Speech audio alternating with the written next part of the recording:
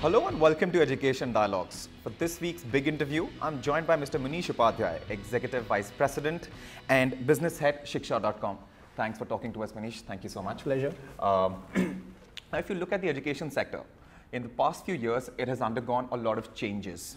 And especially when you talk about technology, one of the parameters now to judge whether a classroom, whether an institution is good enough or not is integration of technology. Then of course there are websites, online education is going big, educational apps. So what kind of role do you see technology playing in this sector over the next few years? I think technology is going to play a big role.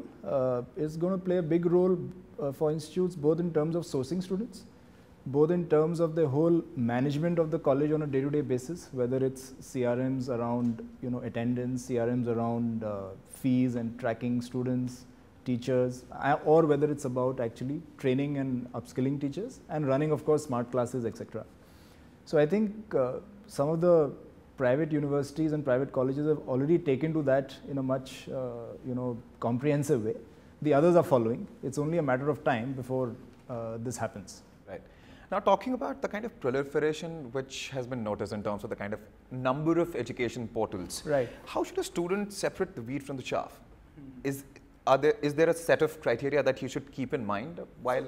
I tell students, look, go to those portals which give you something beyond what a college website could anyway give you, right? Any college worth its salt today has their own website, right? You get to know what they're talking about. Yeah, of course, the course structure, fees, course structure, fees, etc. Right? Now, and everyone obviously says that they're good, right? Yeah. And so portals which are able to give you information beyond that and help you make a more informed and credible decision is where I encourage students to go to, right? And therefore, what we are doing, for example, at Shiksha.com is we are trying to give people a lot of alumni reviews. These are not sourced from the college. These are sourced from actual alumni who have passed out from various colleges in the country for various courses. And you find people talking good about the institutes, find people talking bad about the institutes, right?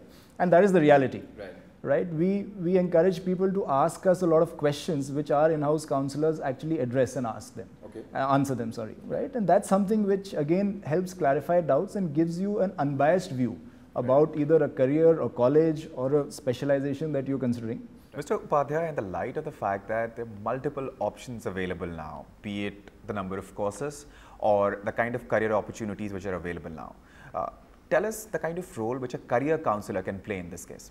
There are 3-4 types of counseling which happens actually, right? One is very career counseling. Should I become a doctor? Should I become an engineer? What is suited for me? And this typically happens in the class 9 to 12th stage. Because that is when students today are deciding about what kind of line to take, right? Then comes counseling, which the second level is around, okay, I've decided to become an engineer. Now, how do I decide what is the kind of specialization in engineering that I should really look at? And also perhaps the kind of institute that... And you rightly said, the kind of institute to look at. So there's a set of counseling happening around that. Some of this happens in schools itself. Some of it happens on websites like Shiksha. Some of it happens with external career counselors who run career counseling as a business for themselves in the market. And third kind of counseling is, of course, once I've done something is job-related counseling, etc., which happens more once you've near about finishing your course at a particular college and then looking at whether to take A type of role or B type of role, right? So those are the 3 kind of counselings which are happening.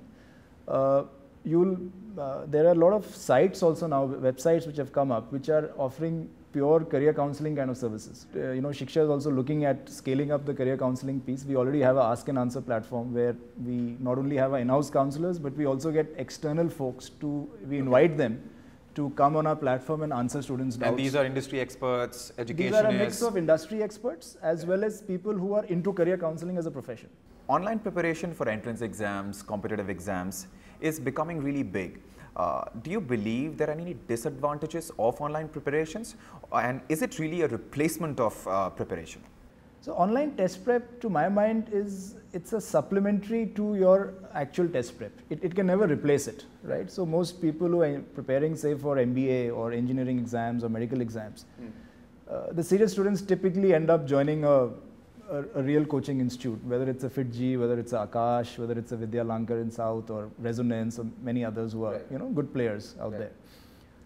And most of them have started online modules as well, right? But it's not a substitute for classroom coaching, right? So I would advise students to treat it as a supplement to their classroom coaching of test preparation that they're doing, and not treat it as either or. It helps you supplement your preparation with short focused areas of intervention. Right, definitely not a replacement. Definitely not a replacement. Right. Now talk to us for a little while about the vision of Shiksha and what do you intend to achieve in the coming 3 to 5 years? Our vision at shiksha.com is to become the go-to platform for students who are looking to research about career colleges or courses, either in the undergrad or postgrad space, and irrespective of whether they want to study in India or go abroad and study.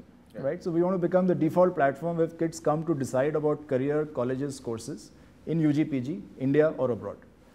And the way we are doing that is we are building a lot of credible information for students, which will make them come to Shiksha and not just go to the college websites.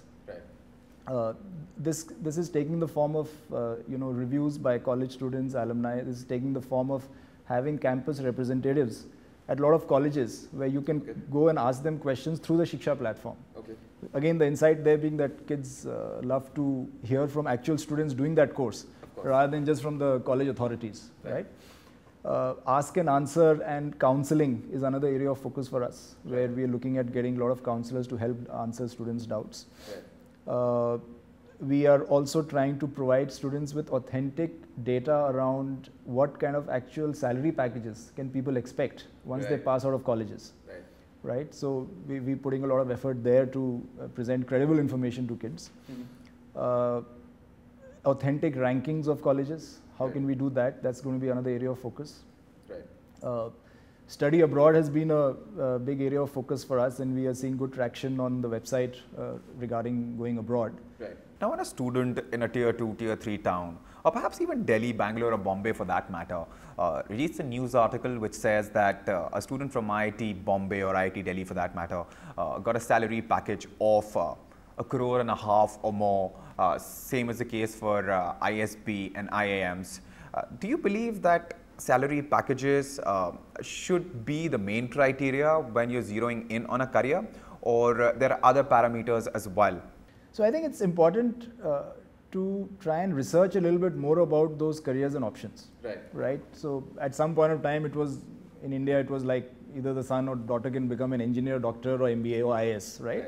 Today we find a lot more career streams have opened up in the undergrad space as well, beyond engineering and MBBS. Of course, yeah. Right? And that's a healthy sign. So I would encourage students to really research and decide, about colleges, about courses rather, about courses and career streams. Talk to people who are doing that in the industry, who are studying that, or who have already studied and are now working in that kind of line of industry. To really understand what it intakes. What do you really learn there? Can you relate to that kind of a learning that you'll have, right? And does that excite you? Does that interest you? And would you like to do something like that? I think rather than having a herd mentality that, oh, you should just do an MBA or an engineering, I think that is the right way to proceed ahead. Thank you so much. Thank you. Pleasure.